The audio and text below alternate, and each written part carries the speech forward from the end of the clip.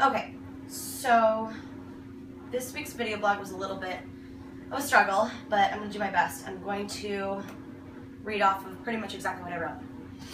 So starting at number 1, describe neo-evolution and what it is and its primary tenets. So I did a little bit of research and I found that it was developed in the 1930s after the Second World War, and the theory of neo-evolutionism emerged attempting to explain the evolution of societies. This is done so by touching on Charles Darwin's theory of evolution. Neo-evolution is concerned with long-term, directional, evolutionary social change. This, along with the regular patterns of development, was a reason for such vastly split cultures.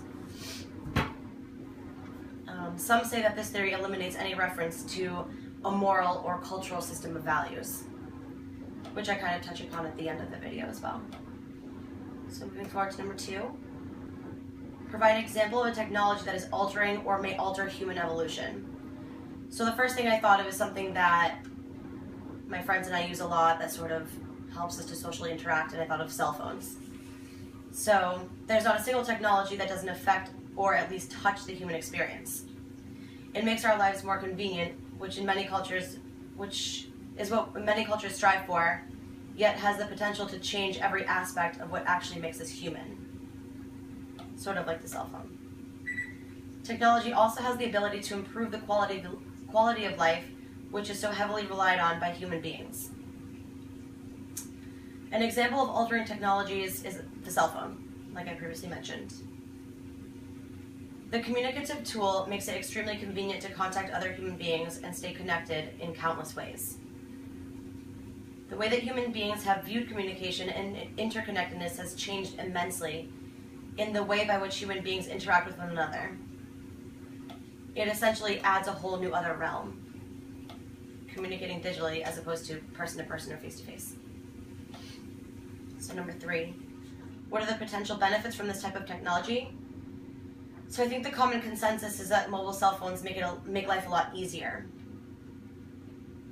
Some of these leisures include, but are not limited to, staying in touch, assisting in crisis situations or emergency situations, allowing to stay connected via social media and email, staying current and up to date, and adhering to the need for speed and increasing productivity. So number 4, what are potential drawbacks? Well, as I previously mentioned before, they can be quite consuming. If you're sitting with your friends and everybody's looking at their phone, it's not the most ideal social situation. With all of the applications cell phones provide our society, we've begun to heavily rely on these communicative venues. Person-to-person contact is slowly being diluted through our growing dependency on having a technology to do it for us. It's almost like a way to hide your true emotions behind a screen. Number 5, what are the moral and ethical implications of neo-evolution? And this was kind of my favorite one to answer. So I said, societal development leads me to think about what the term society means. I think it's a grouping of human beings into a more or less ordered community. Neo-evolution, being the evolution of these societies, then leads me to think of how they are formed, how they maintain, and ultimately how they prosper. The grouping process of a society is based on commonality. Even in these communities, each individual will have their own set of philosophies that allows them to be true to their core. However much alike, there will always be the barrier of indifference.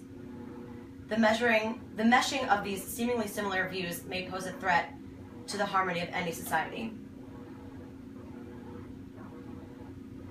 And lastly, should we continue to pursue this form of technology? Why or why not? I wasn't sure if I should talk about pursuing the form of technology by way of cell phones or neo-evolutionism, so I kind of combined them both. And I said, in a society where cell phone usage is at a minimum, the measurements of its evolution may be dramatically different than that of a society that relies on the technology. It's important to be able to distinguish these statistical changes to gain a better understanding of human beings as a whole. I think we should continue to examine the theory of neo-evolution in hopes to broaden our knowledge of societies and the path in which they take to grow. So this concludes my last video blog. Hope you enjoy.